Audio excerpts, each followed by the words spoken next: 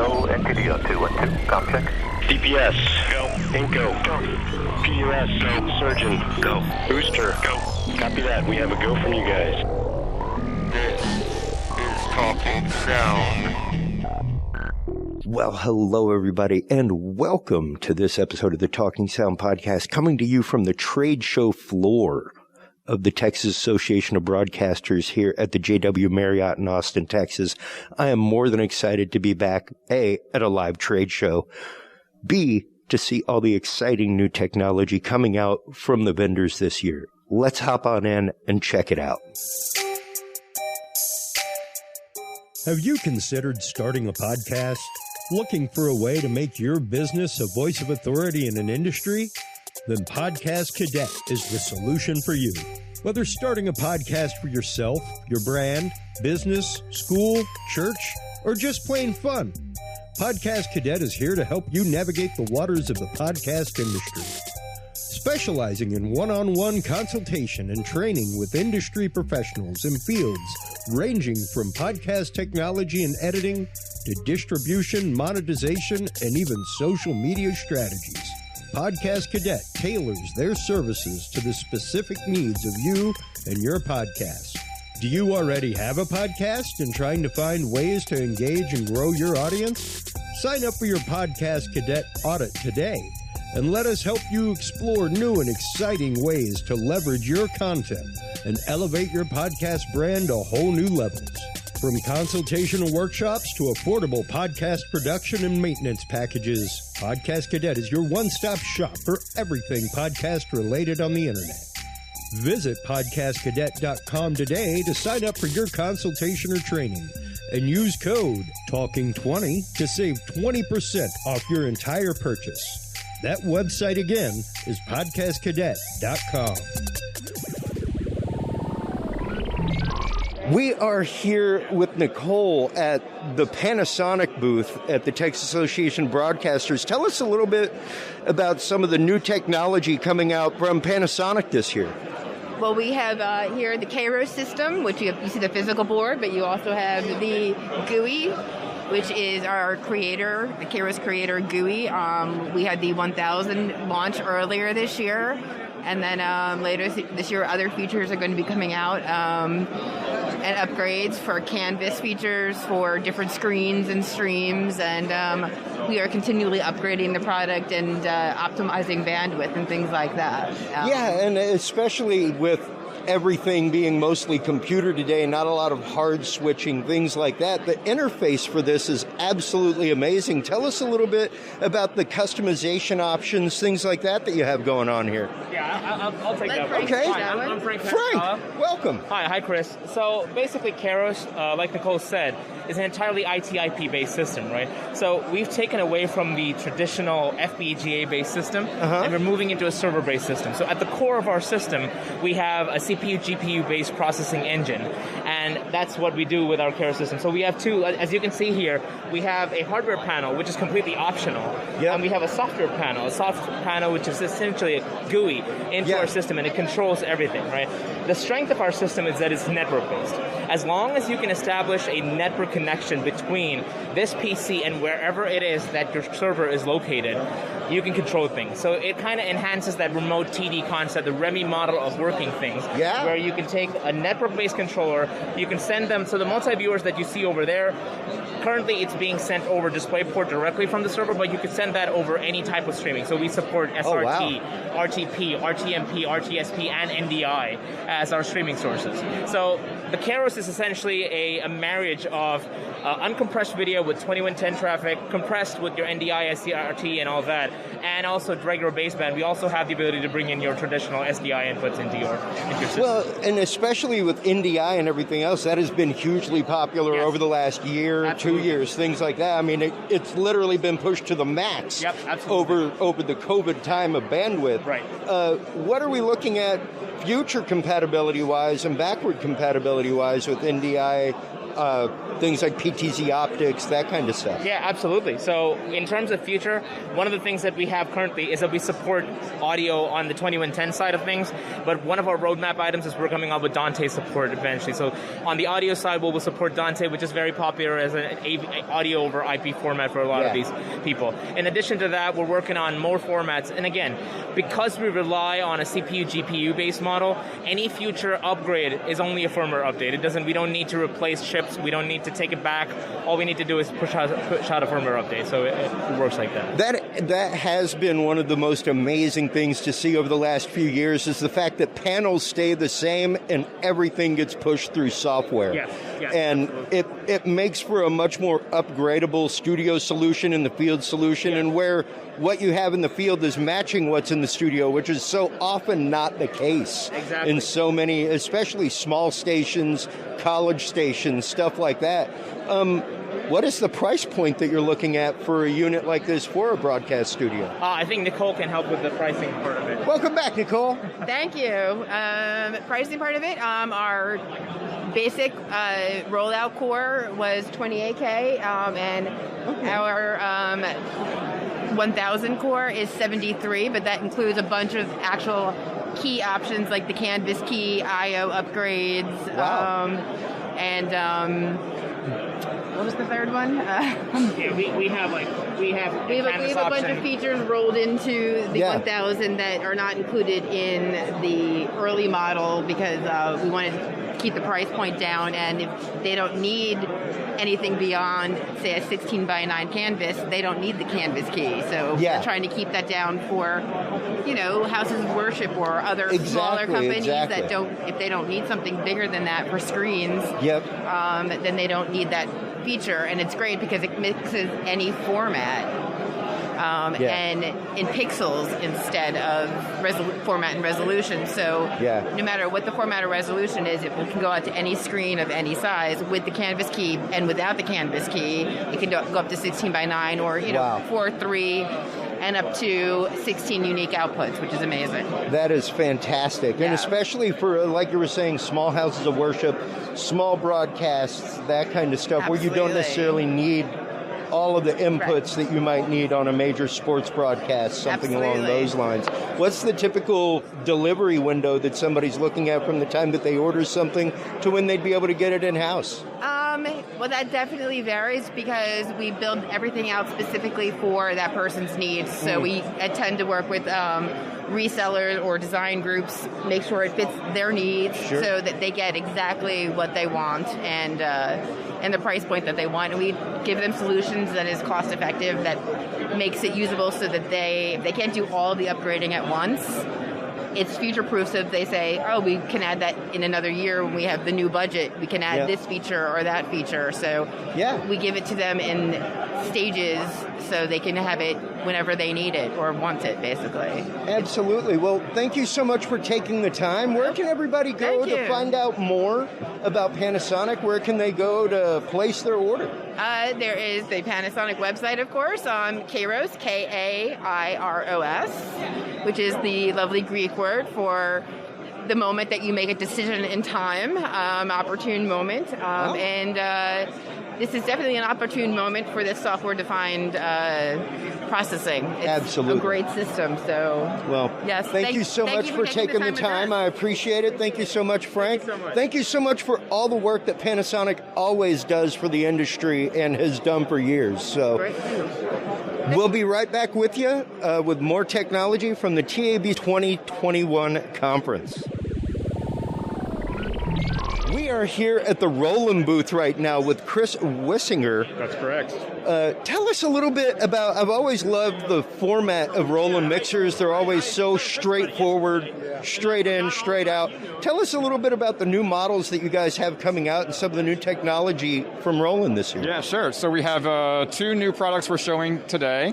We'll start out with our new V160HD.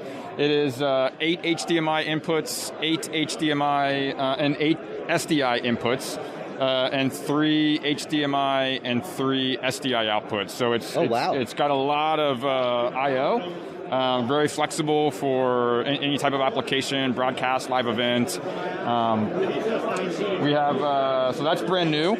We're also showing off our brand new P-20HD, which is an affordable slow motion instant replay device, hardware based. So typically on the market right now, most of the slow-mo instant replay requires highly sophisticated computers, tens of thousands of dollars, a lot of technical know-how. So we've built that into a really compact, affordable solution. And then what we just introduced last week was we now have annotation or telestration capabilities with it, with the Wacom tablet. And this can work with any switcher, even whether it's ours or you just want to integrate slow motion instant replay into your existing workflow. Totally works. Well, and especially like here in Texas, high school football, things like that, to be able to have that. Like my family's from Katy. They got jumbotrons at their, like it's a full broadcast facility. So to be able to implement something like this in the field there is fantastic. What's the price point on something like this and the delivery time? So it's available now, and it's around $3,000. Wow. That is absolutely affordable. Yeah, it's crazy. What kind of integration are you talking about? Is there any kind of software? Is it fully hardware-based? Fully hardware-based. Just plug and play, take an output from a mixer, and then loop it back through? Back in, correct. Wow. That is... and then with support with 2 Wacom tablets, Wacom 1 and the Click 16. Okay, and that's for all the... going John Madden, all that kind of stuff, doing arrows on screen. Which we're showing here today, That is absolutely phenomenal. What an amazing price point to be able to put in, like I said, at any high school would be able to afford that. Yeah, and I know there was a recent rule passed here in the state of Texas for high school football to go live streaming now. So now's the time. That is a game changer for that because, the commissioner did just announce that full live streaming is available for high school football events, high school sporting events, stuff like that. So it's going to be a game changer here in the state for this industry. Where can people go to find out more about Roland? Where can they go to keep up with the latest? Where can they go to order their new PD-20HD? Sure. Well, they're available. Yeah, they're available at all of our authorized resellers. There's several across the state of Texas. And follow us on. You can go to our website, proav.roland.com. Great. Thank you so much, Chris. I appreciate the time today. All right. Just one of many things here at the Texas Association of Broadcasters trade show. If you've never had an opportunity to stop by and check it out, you really should. It is a world of absolutely amazing technology when it comes to broadcasting, live streaming, everything else. Right after this, we'll be right back with more vendors, folks. We are here with Neil Perchik. With RCS audio software. Tell us a little bit about your streaming software, what it does for online radio stations, things like that, Neil. Sure. So this is Zeta, which is our automation system, and it's used in both terrestrial and online stations. Okay.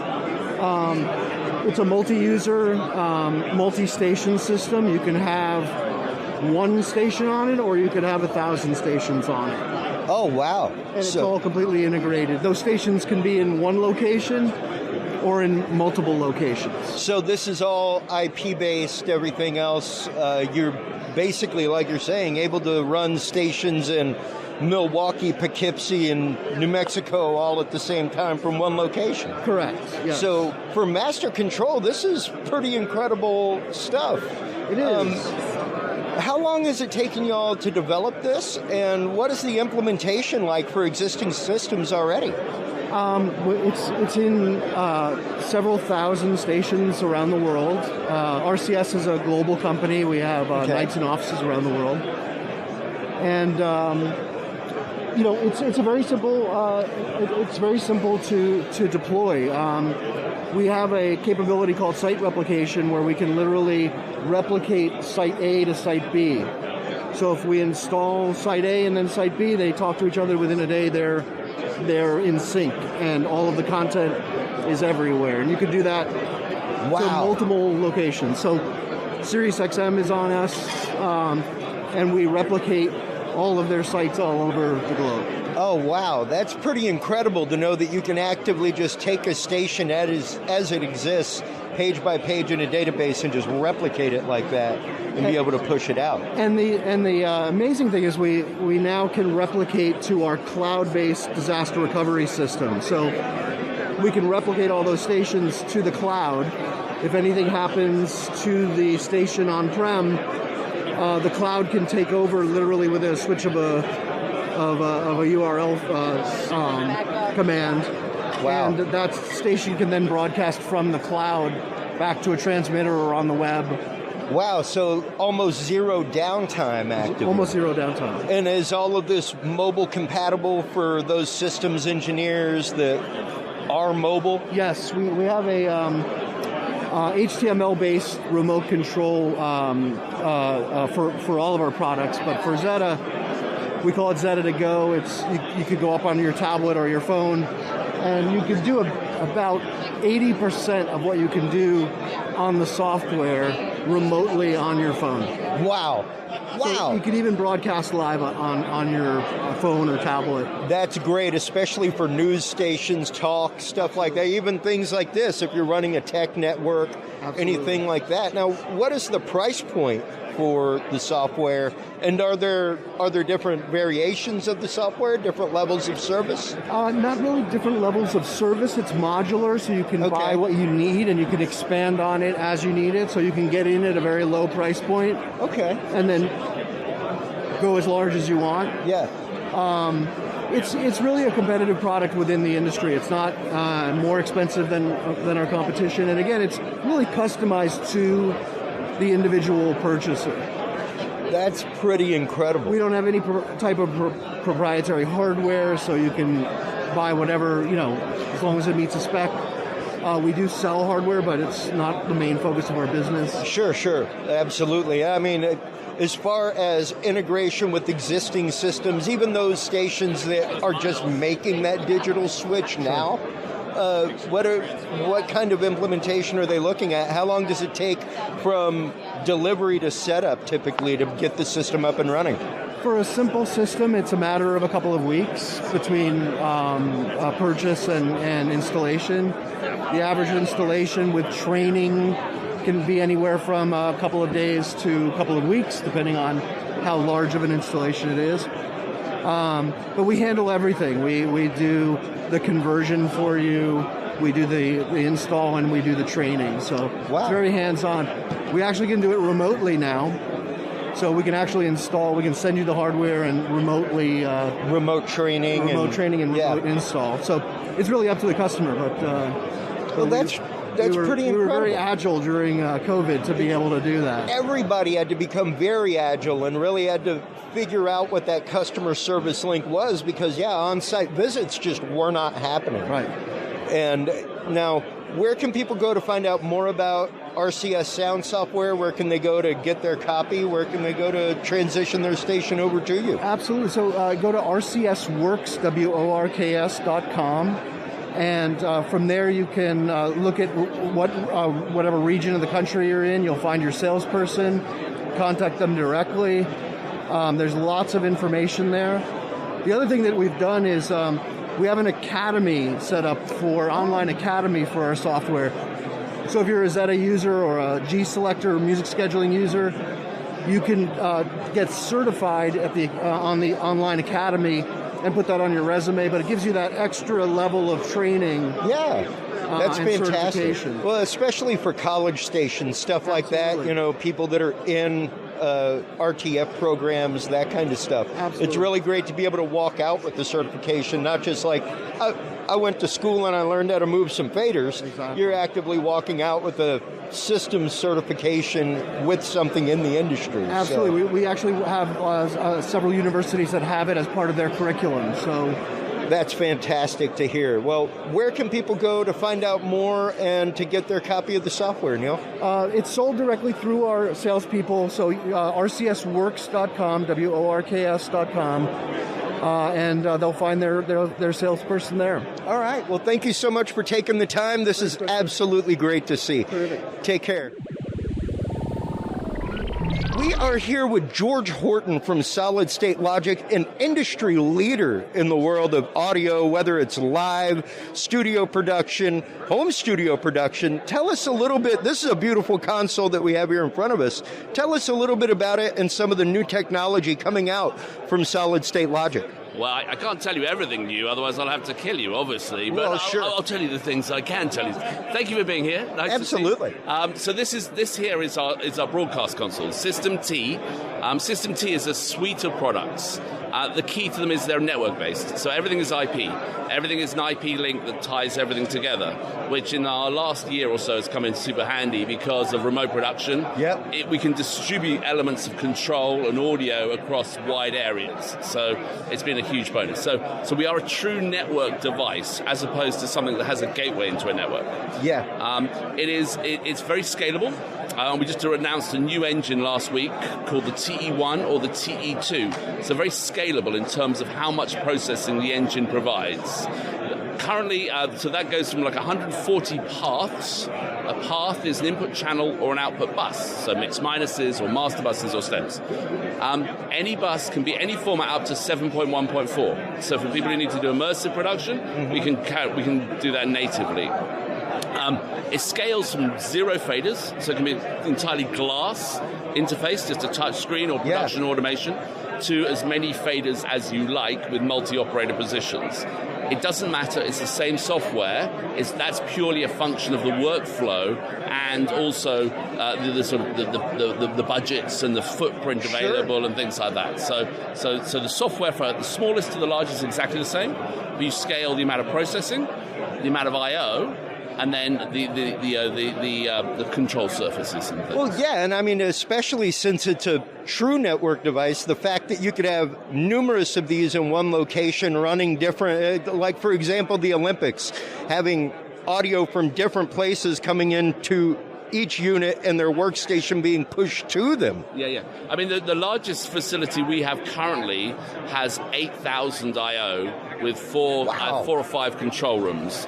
So that's a lot of I/O. Now the key to it is this: is standard network switches. Yeah. So we use Cisco, HP, Ubiquiti, and the key is that our router is the switch.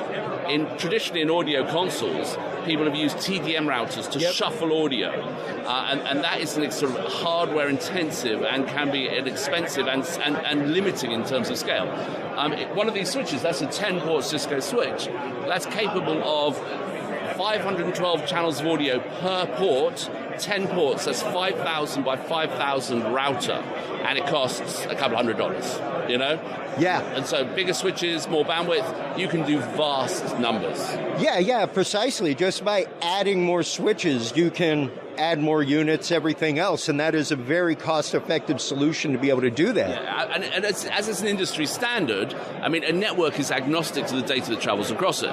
So we use Dante, if you're familiar with Dante, which is a full-stack technology. So Dante has the ability to transport audio. It also has the discovery mechanisms. It has the control mechanisms. So I can control, say, my mic pre from the control surface. And we have that embedded into the software. So we have the Dante API. And we can then do all of our routing and everything from the console. So an operator goes, I want a microphone on a channel, and it makes the route for them across that network. And it's saved and it's stored. So if you go back again, you want to load the morning news or the 5 o'clock show or whatever, it will rebuild the whole network for you. You don't need to go into an ornate controller and rebuild those elements. So for an operator, it's very user-friendly.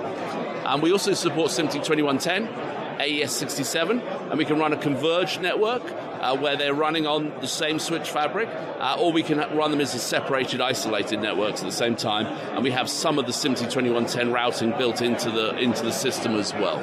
Well, and especially having this in a system where you have sub-studios, that kind of stuff, you could have a master control operator be able to tie into any one of them at any time. Absolutely. And control them via distance. Yeah, absolutely. And that's kind of what I got on this PC over here. I'm running the online software, which is a network device.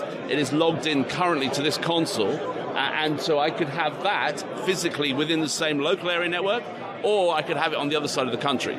And it would be it's routable, and it can be controlling it from anywhere. And that's a full. I mean, it can be as simple as a PC, it could be a fully blown control surface thousands of miles away. And now, of course, it depends on the copper in between everything else, but what is the typical latency between remote stations, things like that? That's a function of the hardware you're using. Sure. But we've been doing testing between New York and Los Angeles, and we're running at about, in terms of a control latency, it's about 60 milliseconds or something like that. Wow, that's pretty phenomenal. It is pretty incredible, and honestly, it is very usable as well. I mean, and you can get lower latencies as well, but we're doing it across, it isn't a particularly high bandwidth network and things like that, So it's not like it's a hard fiber connection between the 2 points, like it would be on a broadcast site, something like that, or a campus, or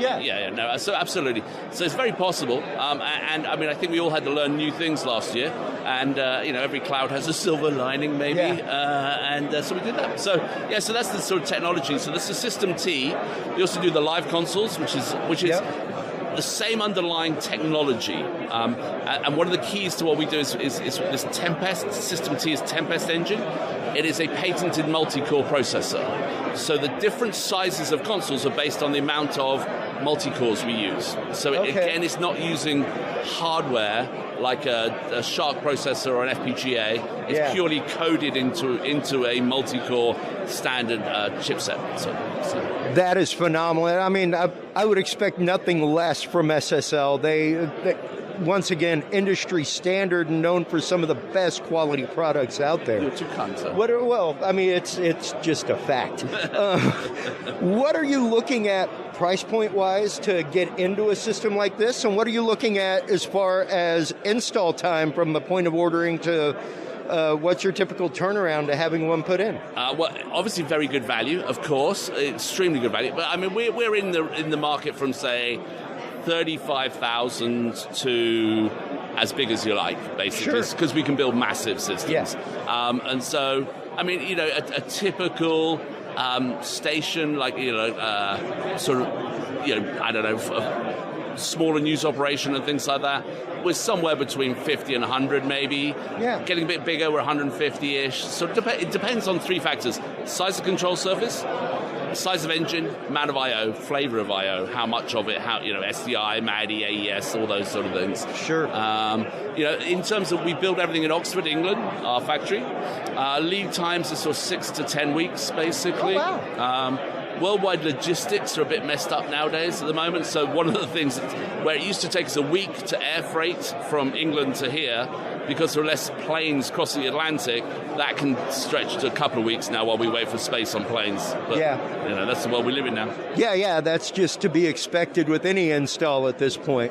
But, I mean, that is an absolutely great price point for any house of worship, any college broadcast station, any station that's small or local. Yeah, absolutely, because it does scale, and particularly if people can use Dante, because the system as standard comes with 512 Dante channels. Wow. So if you have an existing Dante network, you can just plug it in and it works. That's great. Thousands of products that will work with that. That's great. Well, where can everybody go to keep up with the latest from Solid State Logic? Where can they go to talk to you, George? Where can they go to order their version of the SSLI? Well, so we have offices in New York and Los Angeles. I'm based in Los Angeles. And obviously www.solidstatelogic.com has all the links to our offices. Call us directly, and we're happy to direct people. I mean, we do the live sound, we do the broadcast, and we have our music products which go through also other traditional dealers. And so there is a lot of activity in that area as well. Fantastic. Well, thank you so much for taking the time on this busy Texas Association of Broadcasters event. Thank you for coming to see us. I really appreciate it. And, absolutely. I love chatting. It's awesome. Most definitely. Have a great day. You too. I am here with John Lackness with Elenos Group. They are a broadcast solution company. Tell us a little bit about the technology that y'all have over at your company. You bet, Chris, and thanks for coming by and seeing us today. The company's actually been around since the late 50s. It started out in radio broadcasting, the AM and FM transmitters. We branched out recently. We were bought out by a group out of Italy called the Elenos Company. We now are big into radio automation software. We have specialized signal processing. We have audio processing for FM radio.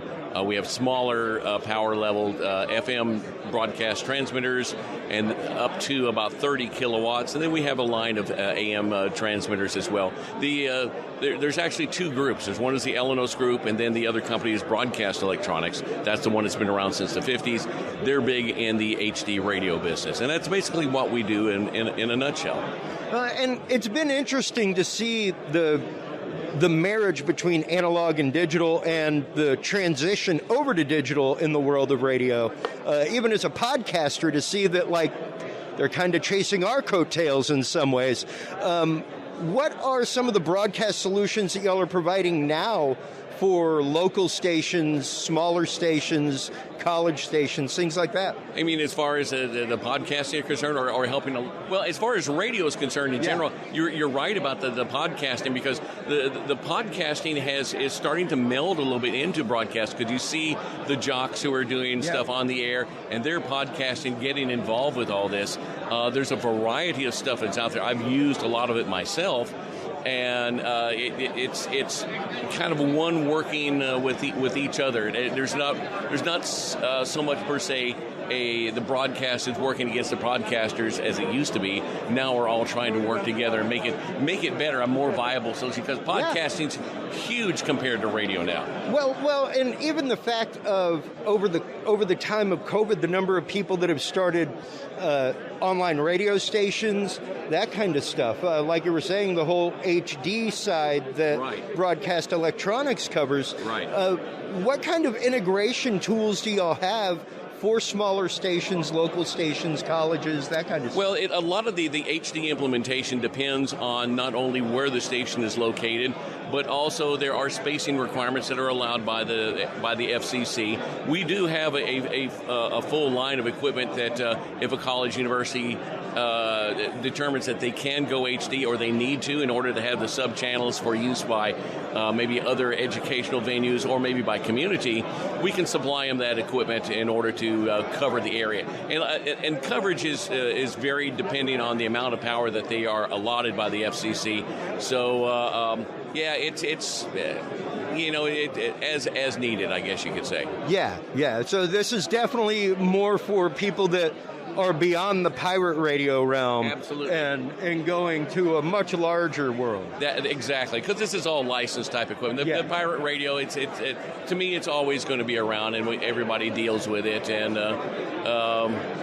it is what it is. Yeah, there will always be some guy on a ham circuit out there mashing a microphone and doing something. But podcasting is interesting because you have people with so many different opinions and talk about. They can really get micro into their community or into a region. And I've always been fascinated by podcasting, and getting ready to start something out about equipment myself here before too long. So, it's a wonderful venue. Well, tell us a little bit about this rack of gear that you have over here, because this is beautiful stuff. Yeah. Well, we're going to start down at the bottom. This is our new line. This is the Broadcast Electronics television transmitters. Okay. And there's a new. It's called ATSC3, and this is going to be the next iteration of television. You're going to have so many more channels that you're able to do than today, because now you have say channel 5.1, 5.2. You're not only going to have that up to multiple channels, but you're going to have data casting. You're going to have audio. You're going to have so many different things you're going to be able to do. And so this is part of what this does. We go from this small transmitter up to those that are this size and larger. And right above it is a 500-watt FM transmitter. The 500-watt is one of the lower end, and it's used by the smaller FM stations, and we go up to much larger. Audio processing, mainly for FM, not so much for podcasting or streaming type of stuff, because that's a whole different animal, right? It is. These are the microwave systems that are used to get what we call STLs, or studio to transmitter links. The Marty line has been around since about 1960, and when you go to a radio station, it's a generic term. It literally is a generic. Yeah, it is. It's the Marty, and so everybody knows what it is. And then this is just a part of our GUI as far as our radio, and then I have another one up here for our television up here, which shows the IOs for the television transmitter. As we see, we don't have an input going in right now, but I can take, and if something fails, I can find something that's gone bad. I can grab it. I can pull it down. Oh, wow. And open up specific things that are happening within each module. So it helps you troubleshoot in case there's a problem. And I see even here the color coordination of the fact of whether or not things are connected. That gives you... It is at a glance. As far as a former systems engineer, that is beautiful to know. You don't have to hop back behind the rig to find out what's going wrong. You just pull out your iPhone or your Galaxy, and you just look and see what the heck is going on. Yeah, I was going to ask, is this available? I mean, of course, this is through a normal web browser, but is it available in a mobile format, things like that for station engineers? Yeah, because so many engineers now they're so mobile, they are taking care of 15 or 20 or 30 radio stations.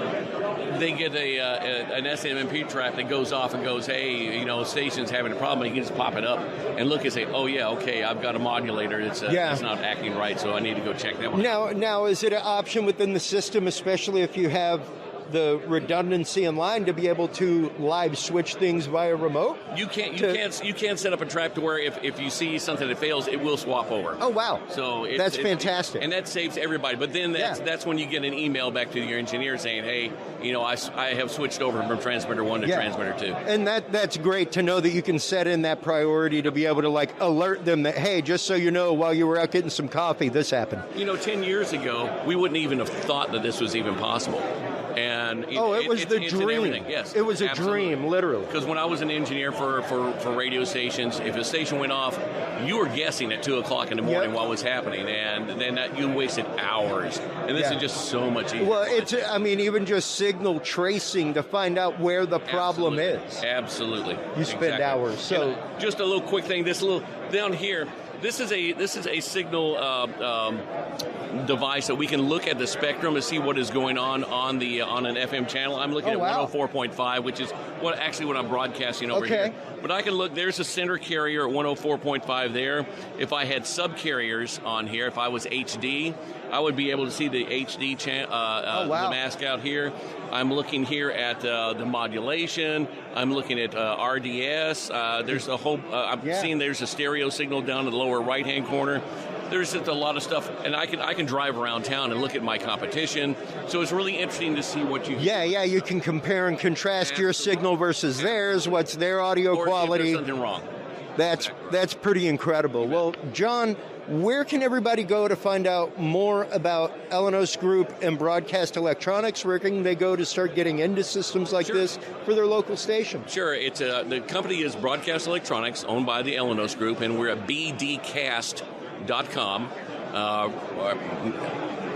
or my phone number 210-665-0274. I keep forgetting what it is, but that's my direct number since I handle all the western U.S. from the Mississippi River over. So great. Well, thank you so much for taking the time. I greatly appreciate it. Enjoy the rest of the Texas Association of Broadcasters trade show.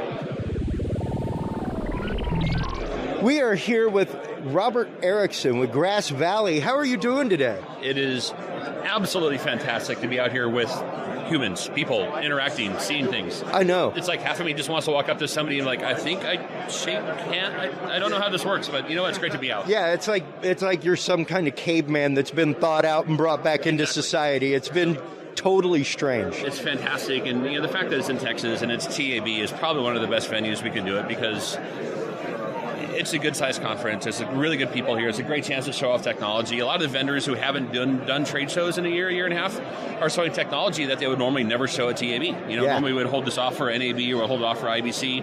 But, us and some other vendors are showing some new tech that normally isn't shown here. So I think it's good for the people in Texas. I think it's great for TAB. So I think it's a good opportunity. Absolutely. Well, speaking of which, tell us a little bit about some of the new technology coming out from Grass Valley. One of the literal industry leaders in broadcast technology. Hey, thank you for the compliment. Absolutely. I'll gladly take that. Speaking of industry leaders, though, this is the next step in broadcast technology. So what we're showing here is part of the Grass Valley Media Universe. It's called GVM. And it's the concept of taking traditional technologies. When you think of Grass Valley, you think of a hardware switcher. Or when you think of Grass Valley, you think of hardware processing. You think of the ability to do the entire workflows of your entire TV studio, is what Grass Valley does. So what we've done and what we're showing here is GVM, where we've taken all the functions of traditional hardware and we've converted them into CPU and GPU resources. So this entire show you're seeing right here, between our audio console we have over here running on the left, we have the multiviewer, and we even have a switcher running right here. All of this is running in Amazon AWS in Portland, of all places. Wow. So you see the big traditional switcher panel? You know, when people think of Grass Valley, they think of the panel. They know how to use the panel. That's how you interface with the switcher. Except for the switcher doesn't exist. It literally is an AWS instance running in Portland. So I've got 32 inputs to the switcher, 16 outputs to the switcher. I've got the keyers that everybody's used to. Everything everybody's used to doing on a switcher, working the exact same way they expect, just running in AWS. Wow. Yes. Wow. And now, granted, even the fact that you have the quality going on of video flow at a convention with just a local internet connection, that's pretty incredible. That is actually where some of the secret sauce is anybody can get video from point A to point B. Sure. But it's how do you get it in the lowest delay possible? Because if you're on a switcher, if I poke a button and on the switcher and I've got to wait a second or two for my really high compression ratio compression and all this kind of stuff to hit, well, it's not usable. So a lot of our secret sauce, a lot of the innovation we've brought to this is the fact that I can use literally a trade show wired internet wild feed. I'm not using an NPLS. I'm not using a tunnel. This is just a straight wild feed, and I'm able to do an entire production with extremely low delay is part of the revolutionary technology, because the whole goal is to make this work and seem and look like the switchers in the same room. Yeah. When the reality is it's a piece of software instantiated somewhere in the world that nobody cares about. Yeah, and it's been pretty incredible over the last couple of years to really see the network capabilities take off in the industry, to see the capabilities of things like this happen. What kind of latency are you talking about, even on a network like what you're dealing with right now? I'm just talking a few hundred milliseconds, like 100 milliseconds. Wow. We're not talking 500 milliseconds, half-second delay. I know we're on video, so I don't know if we can do a tight shot on that or not. Sure. I can actually just show you. So I got my preset program. Wow. 100 milliseconds, maybe 150 milliseconds. If even. That was pretty seamless switching. And that's the whole idea. And the magic, the secret sauce on this is my switchers here, all of my sources are coming in from around the world. My sources are from SRT sources in Los Angeles. And, H.264 RTMP streams in Montreal, and I got a server here in Portland. I'm pulling in sources from all around the world, switching them in Portland and sending that feedback. If you notice, that's a Chrome browser. Mm-hmm. This isn't a heavyweight multiviewer. This isn't anything. This is all done in software in Portland in the AWS cloud. So you're seeing these kind of these kind of very low latency, very deterministic switches.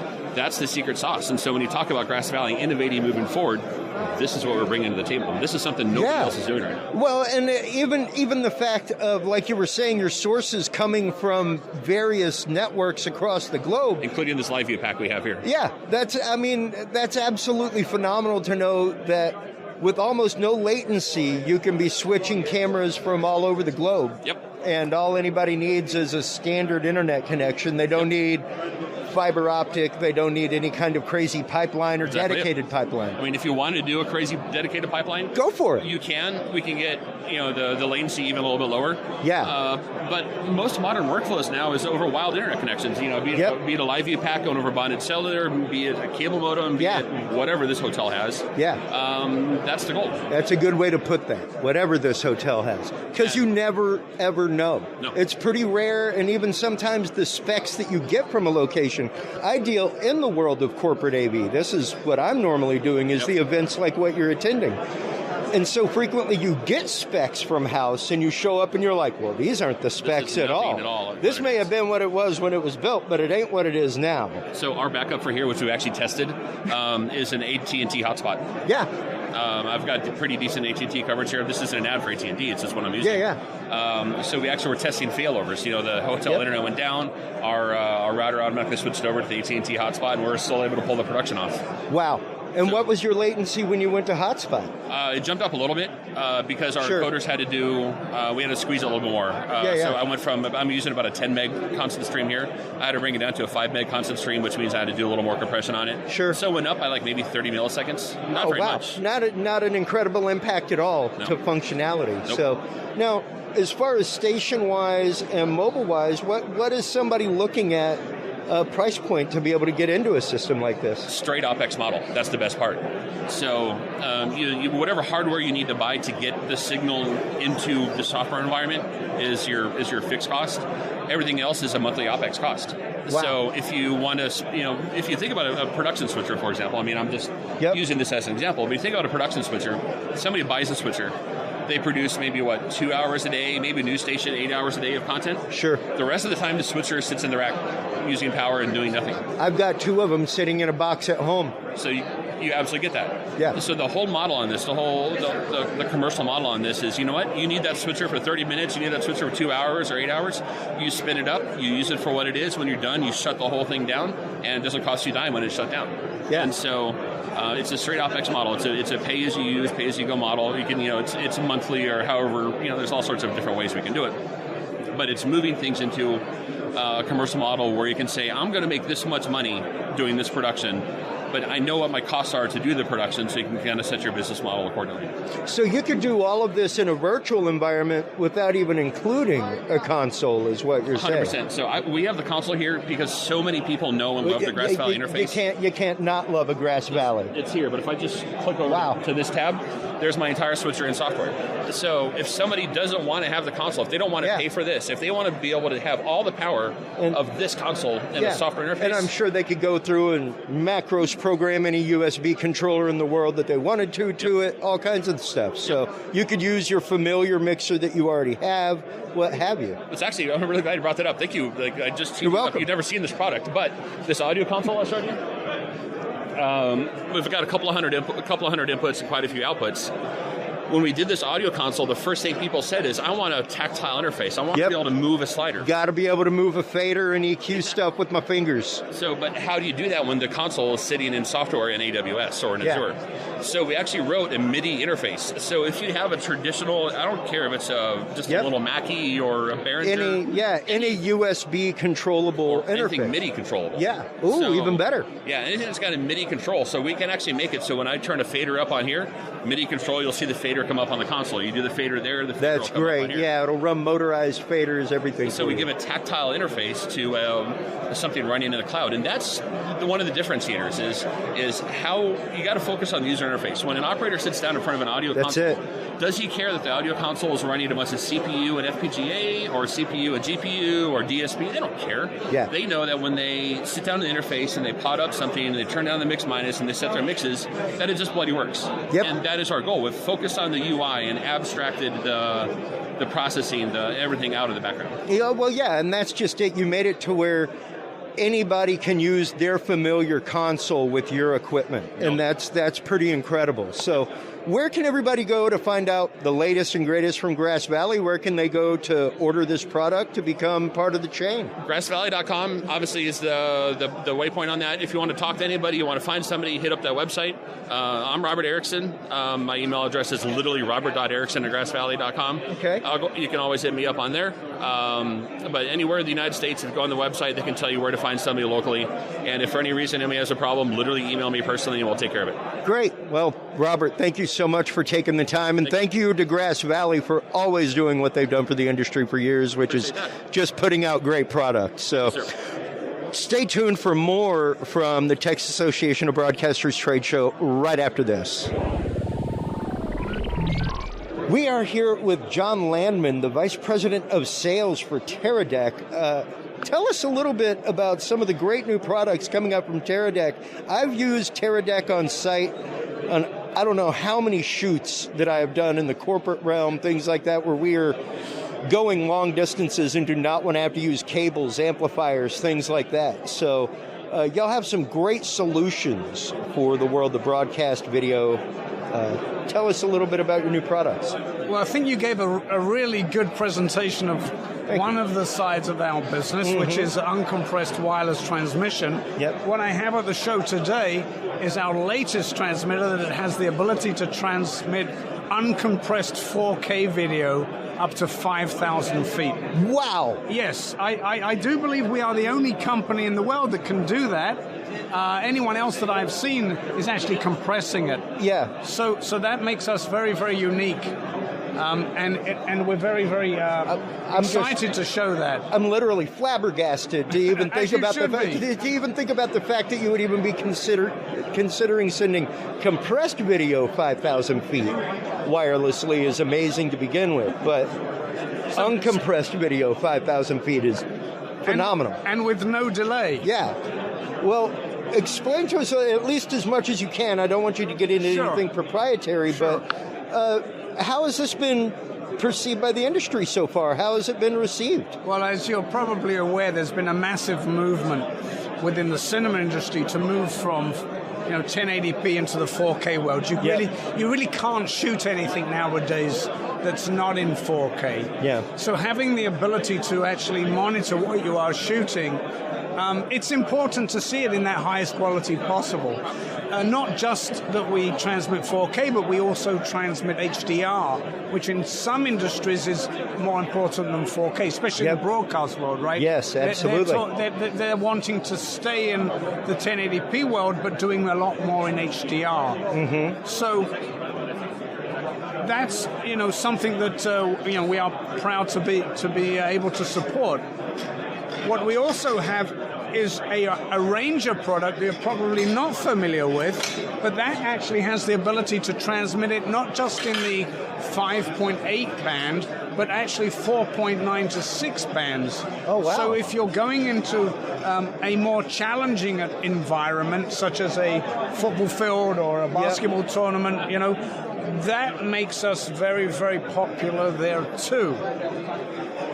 That's something that we deal with in the corporate environment all the time in structures like this. You're always in downtown. You're swathed by television signal, wireless transmission, Wi-Fi signals. I mean, it's a constant net of information that is covering everything nowadays, spectrum-wise. How are you guys competing with that, with this technology? As I mentioned, we do use the unlicensed 5.8 band, but we use multiple frequencies and enable frequency hopping within the systems. So they self-negotiate with other wireless networks in order to attain the best possible connection in the area that you're in. Wow, that's pretty incredible to know that it's automatically switching, automatically moving from frequency to frequency. So many things like that are fixed frequency, where if you get a competing signal, you got to go through and change your receiver, change the transmitter. Yeah, if you actually dig into the menus and open up the app that's used to control these, you'll actually see that there's a spectrum analyzer built into the app. It's actually quite interesting looking at the different other frequencies that are available and are used. And it shows you exactly how we are jumping them from where to where. It's one of the added benefits of using our system. Another thing that we are showing here is our encoder range of products. Okay. Which I'd like to show here. Sure. This is the new Cube 4K encoder that takes in our video feeds and then allows us to stream up to our cloud management system that allows you to then stream that to an unlimited number of destinations at the same time. Oh, wow. Yeah, we recently did 100 Facebook pages from a single encoder. Wow. Yeah. That's pretty incredible. And what is the entry point on this product? Because that is a great size factor, and I'm a big fan of the fact that Teradek uses so much metal in their construction. As a technician, as someone who lives his life on the road, feel that. That's just it. They are built like tanks, and so light. It's incredible. What's the entry point on your encoders? The encoders at the moment are starting at around $2,500. Wow. Yeah. So that really makes it very cost effective to get into streaming. The last count, we've been around for about 10 years, focused very heavily on the encoder market, and we've deployed about 190,000 of these encoders. Wow. I often get people come up to me at trade shows and say, "Oh, I have one of your cubes. I put it on a rack, 7 years ago, and it's still there. Yeah. It's still running." Yeah, that's just it. There are numerous brands in the industry, especially for on-the-go equipment, that just bring quality and lifetime to me, and that things like Lectrosonics, Teradek is one of those where when you buy it, you rarely have to replace the piece of equipment until it literally just becomes obsolete. Right. And like not an industry standard anymore as far as video, things like that. What kind of warranty are you looking at whenever you purchase Teradek, whenever you're getting into some of the higher end products, things like that? With all of our products, we have a standard warranty of a year, parts and labor. We do have the ability to buy an extended warranty up to a maximum of 3 years. Okay. Yeah, so we stand behind our products. Yeah. We have support departments in Los Angeles, in Irvine, in the UK, in Florida as well. So, oh, wow. Yeah, we have facilities in Irvine. We have 150 people working out of Irvine. We have some people in Dallas, some Raleigh. We're spread around the whole country. Well, and that's great to know because, it's sometimes really hard, especially if you're technicians out in the field, if you're in a broadcast locally, that kind of stuff, where you can find these things locally. To know that y'all are so spread around for service is great. Well, thank you, and thank you for coming by today. Absolutely. It's been a pleasure. Tell everybody where they can go to get their Teradek products, where they can go to get a hold of you and to find out more about Teradek. Sure. Feel free to go to www.teradek.com. We have a store there you can buy direct, and we ship worldwide, anywhere from India to Kathmandu and everything in between. My personal email is john@teradek.com, but you can also reach any of the sales team at sales@teradek.com. All right. Well, thank you so much for your time, and thank you so much for coming out to Texas Association of Broadcasters Trade Show. All right. Time after a year and a half. I know. It's been great to actively walk around and see people. I covered CES this last year, and it was one of those, you couldn't get more CES than to ask everybody to appear virtually. Yes. But these are handshake events. These are events, especially when you're talking about tech and technicians. We got to feel knobs. We got to feel the way that things move and the button push, and feeling the construction is so much different. You could give 85 digital presentations that do not have the impact as somebody holding a Teradek product in their hand. So it's great to be back at it, and it's great to see folks like you back out at conventions like this. We'll see you at NAB. Absolutely. Take care. Pleasure meeting you. Bye-bye. Once again, just some of the technology available here at the Texas Association of Broadcasters Trade Show. We'll be right back with you after this. We are here at the Sennheiser booth with George Rebecca. How are you doing today, George? I am doing great. How are you guys doing? Doing great. I always love stopping by the Sennheiser booth. This is probably my third or fourth time to cover you guys here at the Texas Association of Broadcasters. Tell us a little bit. I see some new products here that I'm not familiar with. Let us in on a few of your new products that y'all have out from Sennheiser this year. Absolutely. So our newest product is our EWD line, and this is our Evolution Digital. It is the best sounding thing on the market in its price point.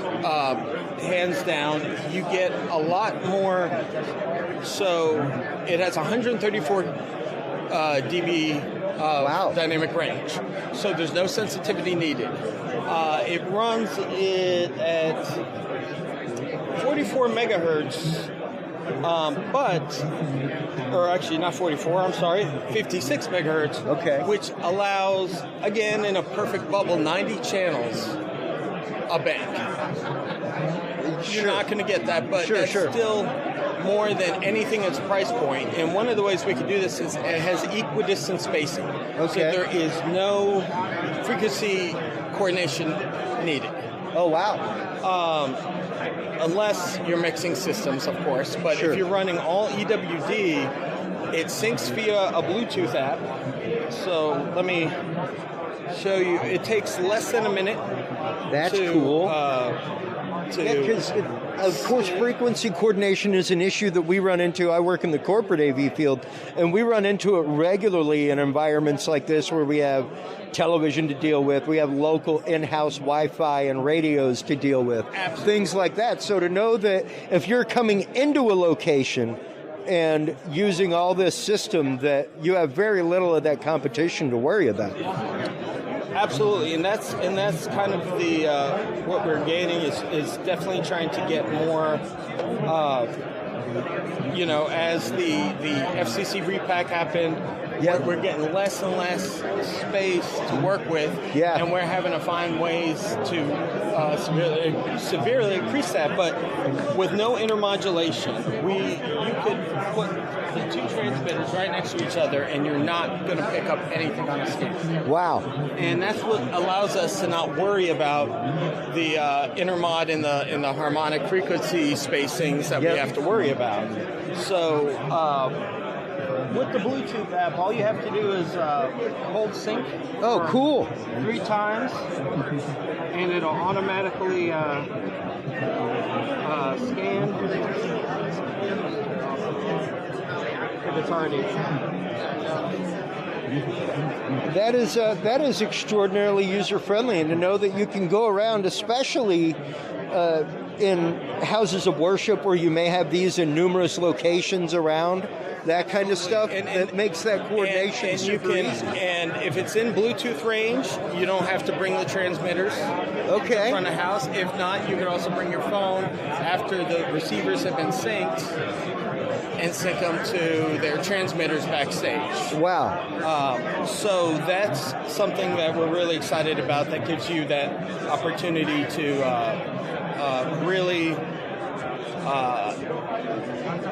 really, I mean, it's why buy anything else? It's tough to for a handheld system starting at $699. That's there's nothing in the market that can touch it.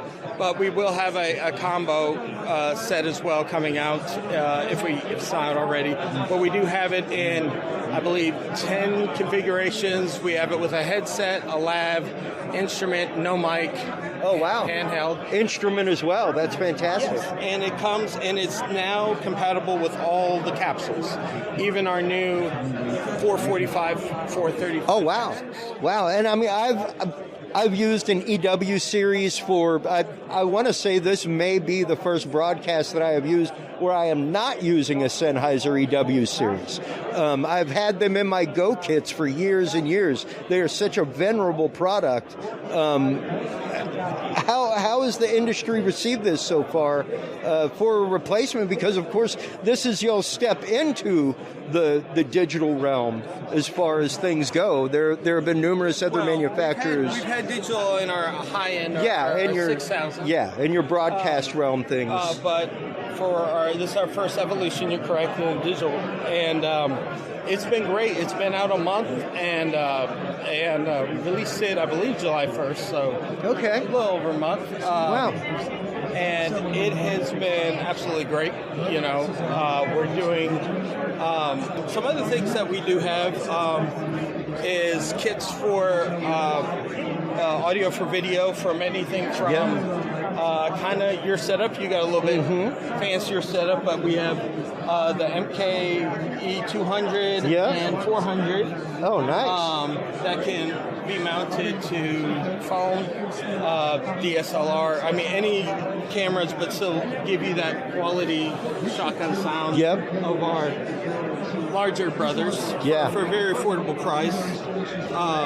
And I've actually been interested over the last little bit. I got one and have yet to do a video on it, but y'all's new USB-C mic is absolutely incredible. And I was so happy to see that y'all put it out in USB-C format, Not just so many times whenever manufacturers put it is the future, but sadly so many people are still in the past and only making such things for Apple products and with those Apple connectors on them.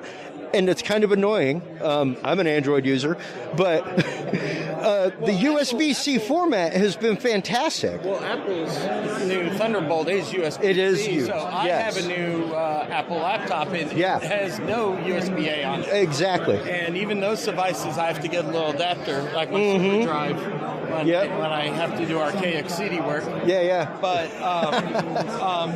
it's, and that's just, looking at it, there's not a lot of good sounding mics. There are not. That you can, whether it's 1/8 inch or USB, it's good enough to get a job done. And we wanted, it's amazing what you guys can do now. Compared to just 5 years ago. Oh, God, yeah. And with all the COVID and people stuck at home, it doesn't mean they can't have good quality. That's right. And so that was the thought process with all this. People doing podcasts, and at every level, you should have some availability to something professional. Yep. And that's different price points. That's just it. With everything going USB-C, you've dropped the headphone jack on most models.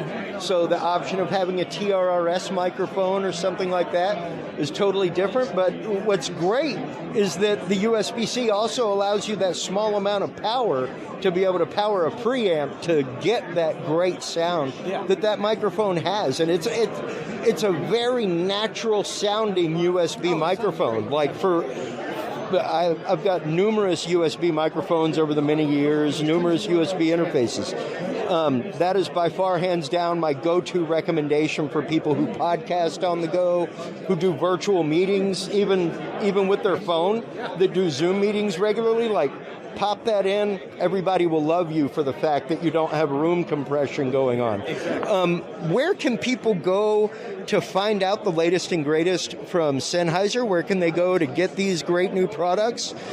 Sure. We do have a YouTube channel, and we do release, there's videos on all of this. And you can buy it from any authorized Sennheiser dealer, which... depending on your area, we'd be more than happy to help you find. If you, I'm sure you guys could get in touch with you, and you can pass them on to us, and I could get them to the areas, whether it's rep or I'm a business development manager, and I handle Texas, all the way New Orleans or Louisiana, all the way up to Minnesota. Oh wow! So I'd be happy to help and have you give my information out too as well. Great. For the Fantastic. that needs help. Well, greatly appreciate your time today at a very busy return of the Texas Association of Broadcasters trade show. Thank you so much for your time today, George. We'll be right back with more from other great vendors right here at the Texas Association of Broadcasters trade show 2021. We are here with Nathan Bossler, the president of Castus. Welcome to the Texas Association of Broadcasters trade show. Tell us a little bit about your awesome, tiny device over here. Thank you, Christopher. So, Castus is known for broadcast, upload, schedule, play, and stream. What customers love about our system is you can upload pretty much any file format for your channel, and it will play, no problem. This is a single channel or a multi-channel solution, so you can take all your videos and your shows. Broadcasters capture live games, they capture council meetings, they capture all sorts of meeting content and whatnot. Sure. And using Castus, they can air it live on their channel. They can capture that show while it's happening, so that afterwards it can be automatically scheduled and go on the schedule for later playback and rerun. And they can do this and stream it to Fire, Amazon Fire. They can stream it to their website. They can play it to the cable provider. And it does it all out of one box. Wow. And you can do that to multiple channels out of one box. Correct. So we have customers that are managing their public, their education, their government channel, and more than those channels, all independently schedulable and independently configurable. It's super easy. And all they have to do is upload, schedule, and the rest is play from there. And is this proprietary hardware and software? How does the system itself work? Yeah, great question. So over the years, growing and learning, we have molded to sell an all-in-one solution. So you buy our platform, You get all the hardware you need. That includes all the outputs, all the hard drives, the storage, 16, 24 terabytes on. All that stuff configured for you. You own it, you buy it, you own it. From there, you get to use it however you like. Upload, schedule, play, and then, of course, we offer great support and updates with our systems as well. And what kind of packages do y'all have? Is this like a package solution where you can get in at a smaller price point for like colleges, that kind of stuff, and then scale up for larger solutions? Yes, absolutely. So, of course, higher-end broadcast models that are more expensive, but they have more hardware and more processing power. Our lower-end solutions, a single-channel box in Castus land, starts around $6,000. Oh, wow. Or $9,995, roughly $10,000. And that's footprint size. Both of them are going to give you all the same features, which is great. Same formats, same overlay capabilities, same scheduling capabilities. It's just the number of channels that's supported in that box. So our little mini solution allows you to have a channel, take an input, stream it to your website, send it OTT, do all that stuff for $6,000. That is a pretty impressive price point. And even the size of the box itself, let's start getting into a little bit of the technology that you have over there on the table. Definitely. So Castus has been known to work with a lot of different vendors. And so what I have here is our friends over at Teradek. Teradek makes this tiny little box called the Cube. Yeah. And what's really cool is our customers can take this little cube out to, say, a high school graduation or a football game. And what I have demonstrated here today is I can take my little camera, hook it up to my cube, send that video signal wirelessly over the standard internet. And here today in this hotel, it's not great, but I can still do it, which is amazing. Sure, a wireless hotspot, your phone even. You got it. Send that signal back to my playout server at my TV station, and then from there, the Castus will receive it without any hardware, which is incredible.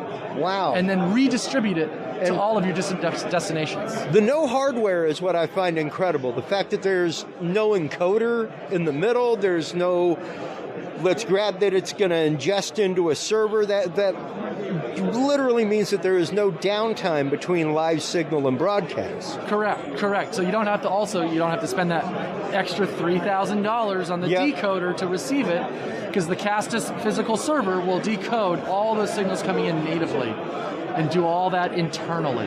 That is pretty incredible. Now, where can people go to find out more about Castus? Where can they go to sign up to get a consultation with you guys about some solutions that they might need? So, of course, visit our website, castus.tv, castus.tv, like television. Or you can Google search, of course, Cast Us, and it'll bring it to you. We always say, cast me, cast you, cast us. Check us out, give us a call, send us an email, we'll schedule a demo, give you a nice demo. We're also on the road quite a bit here at Texas Association of Broadcasters. We'll be at the WCM, which is in Wisconsin, in October. Yep. We'll be at NAB in October as well. Oh, great. The big show's back. Can't wait to do that. So if you go to our website, you can see a list of shows that are coming up that we'll be attending as well. Fantastic. Well, Nathan, thanks again for the time here at a very busy return of the Texas Association of Broadcasters trade show. I greatly appreciate it. Thank you, Christopher. Once again, everybody, just an example of some of the amazing technology that is available every year here at the Texas Association of Broadcasters trade show. Thank you so much for tuning into this episode of the Talking Sound Podcast. Till next time, everybody, take care of yourselves, take care of your hearing, and keep reaching for 11. We'll talk to you soon. Bye-bye.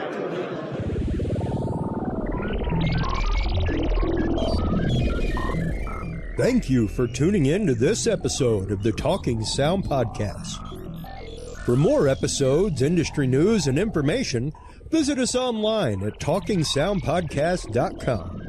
Subscribe to the Talking Sound Podcast on Amazon Audible, Spotify, Spreaker, SoundCloud, iTunes, or your favorite podcast service.